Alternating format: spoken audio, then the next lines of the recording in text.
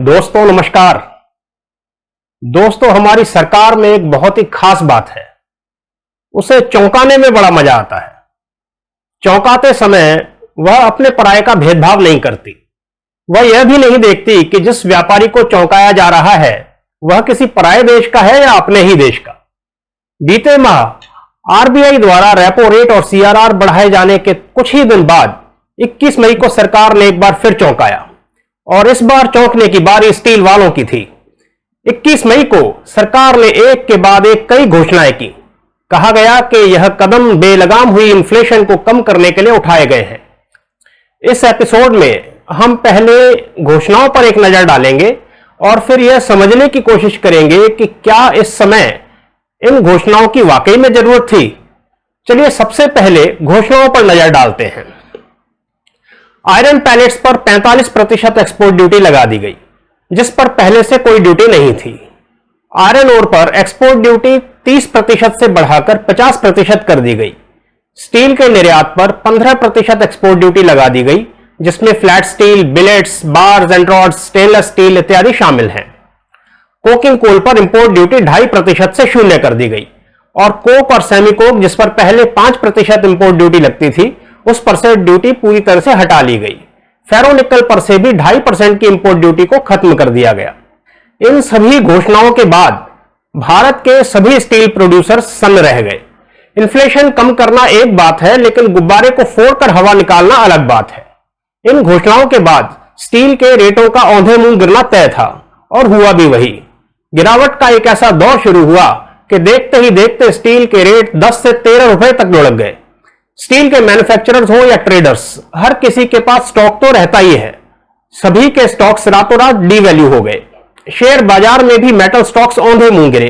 किसी को लाखों का नुकसान हुआ तो किसी को करोड़ों का। बेचने वालों का नुकसान, यदि खरीदने वालों का मुनाफा बनता तो भी ठीक था, लेकिन फायदा तो खरीदार को भी न हुआ। वो इसलिए क्योंकि स्टील के रेट 2-3 दिन में ही क्रैश कर गए और ऐसे माहौल में खरीदार अपनी परचेज या तो बंद कर देता है या फिर डेफर करने लग जाता है। नतीजा यह हुआ कि लोहा बाजार मानो थम सा गया, यानी कि कुल मिलाकर बकरा अपनी जान से भी गया और खाने वाले को स्वाद भी ना आया। व्यक्तिगत तौर पर मेरा मानना है कि जिस प्रकार से पिछले कुछ एक समय में स्टील के रेटों में जिस तरह से बेतहाशा इजाफा हुआ था, ऐसे में इन्फ्लेशन कम करने की सरकार की मंशा तो बिल्कुल सही थी, लेकिन दिक्कत थी तो डिसीजन के टाइमिंग की। ऐसा मैं किस आधार पर कह रहा हूं, उसके लिए मैं एक एक करके कुछ तथ्य आपके सामने रखूंगा। यदि आप अभी तक यह वीडियो देख रहे हैं तो यकीनन आप स्टील के साथ किसी न किसी रूप से जुड़े हैं और मुझे उम्मीद है कि आपने यह चैनल भी सब्सक्राइब कर रखा होगा। यदि अभी तक नहीं किया है तो कर लीजिए, हमारा मनोबल बढ़ता है। इसे अपनी स्टील फ्रेटर्निटी में शेयर भी करें ताकि स्टील से जुड़ी जानकारी स्टील से जुड़े हर व्यक्ति तक जरूर पहुंचे। तो चलिए वीडियो को आगे बढ़ाते हैं।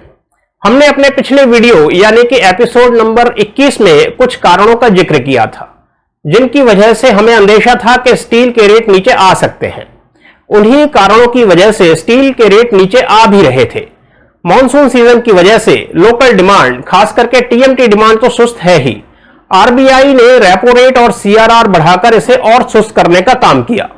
अंतरराष्ट्रीय बाजार की बात करें तो चीन अपने ध्वस्त होते रियल एस्टेट सेक्टर और बढ़ते कोविड संकट से जूझ रहा है। यूरोपीय देशों के बाजारों का समीकरण रूस यूक्रेन युद्ध ने बिगाड़ रखा है और इन सबसे ऊपर अब अमेरिकी बाजारों में भी मंदी की आहट सुनाई देने लगी है। वहां पिछले एक वर्ष में कंज्यूमर प्राइस इंडेक्स 8.3% तक बढ़ा है और इन्फ्लेशन कंट्रोल करने के लिए फेडरल रिजर्व ने इस वर्ष तीसरी बार जून में इंटरेस्ट रेट बढ़ाया है।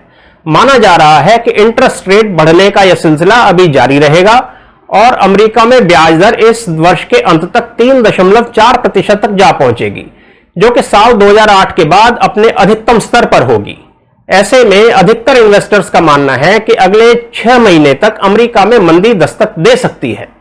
इन सभी कारणों के चलते यदि आप इंटरनेशनल प्राइसेस पर गौर करें तो वे मार्च के मुकाबले 17 से 30% तक नीचे आ चुके हैं। अंतरराष्ट्रीय बाजार का सीधा प्रभाव भारतीय बाजार पर पड़ता है। इसका मतलब है कि सरकार इस समय लोहे के रेटों पर काबू पाने के लिए कुछ न भी करती तो भी रेट सहज रूप से नीचे आ ही जाने थे। जब कटी हुई पतंग प्राकृतिक तौर पर नीचे आ ही रही थी तो ऐसे में उसे डंडा मारकर नीचे खींचने की क्या जरूरत थी। ऐसे में पतंग भी फट गई और पतंग नीचे आने का इंतजार कर रहे बच्चे भी खुश न हुए। और तो और जिसकी पतंग थी यानी कि स्टील वाले, उनका करोड़ों का नुकसान हुआ सो अलग। यही कुछ रॉ मटेरियल के केस में भी हुआ। देश के अधिकतर इंटीग्रेटेड स्टील प्लांट्स के पास अपनी आयरन ओर माइंस हैं।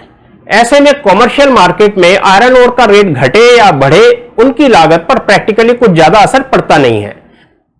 ज्यादा फर्क पड़ता है कोकिंग कोल का, और कोकिंग कोल के रेट अंतरराष्ट्रीय बाजार में पिछले एक महीने में $125 टूट चुके हैं और उसका स्टील मेकिंग की लागत पर इंपैक्ट तकरीबन 6,000 रुपए तो प्राकृतिक तौर पर आ चुका है। अब ऐसे में 2.5% इंपोर्ट ड्यूटी कम करके किसको कितना फायदा होगा, यह भी समझ से परे है। खैर, जो नुकसान होना था हो चुका। आगे अभी क्या हो सकता है वह समझने की कोशिश करते हैं। गिरावट के दौर की वजह से पिछले करीब एक महीने में कोई खास खरीदारी हुई नहीं है, जिसके चलते स्टील यूजर्स के स्टॉक अपने न्यूनतम स्तर पर हैं और उनके पास बाजार में लौटने के अलावा कोई विकल्प नहीं है। यही कारण है कि खरीदारों के लौटने की वजह से पिछले कुछ दिनों में बाजार में स्टील के रेट थोड़े बहुत बढ़े हैं या कुछ एक दिन तक स्थिर रह सकते हैं। लेकिन यदि थोड़ा और आगे की बात करें तो हमारी समझ से रेटों में फिर से गिरावट आ सकती है। अंतरराष्ट्रीय बाजार में मंदी की वजह से और एक्सपोर्ट ड्यूटीज की वजह से स्टील का निर्यात बिल्कुल ठप पड़ चुका है। इस समय भारत में स्टील का रेट अंतरराष्ट्रीय बाजार के मुकाबले ज्यादा चल रहा है। ऐसे में यदि स्टील प्लांट्स अपना प्रोडक्शन कम नहीं करते तो भारतीय बाजारों में यकीनन और गिरावट की गुंजाइश है। यह गिरावट 2 रुपए से लेकर 4 रुपए तक की हो सकती है। दोस्तों, आज के इस दौर में चीजें बहुत तेजी से बदलती हैं। ऐसे में हमारे पॉलिसी मेकर्स को चाहिए कि पॉलिसीज बाजार के हालातों को देखकर बनाएं। जब अंतरराष्ट्रीय बाजार में रेट अपनी चरम सीमा पर थे, तब हमने स्टील एक्सपोर्ट धड़ल्ले से जारी रखा और अपने घरेलू बाजार को प्रोटेक्ट नहीं किया। लेकिन अब जब दुनिया भर में रेट भारत से भी कम है, तब हम एक्सपोर्ट्स पर ड्यूटीज लगा रहे हैं। जब यूएस डॉलर का रेट लगभग 80 रुपए छूने को है, तो ऐसे में तो हमें एक्सपोर्ट्स को बढ़ावा देना चाहिए और अपेक्षित मंदी में बिक्री के सभी विकल्प खुले रखने चाहिए। इस समय पर एक्सपोर्ट ड्यूटीज लगाकर एमएसएमईज को भी कोई अलग से फायदा नहीं मिलेगा, क्योंकि मुरझा रहे पौधों को पानी की जरूरत चिलचिलाती धूप में होती है, न कि बरसात में। धन्यवाद।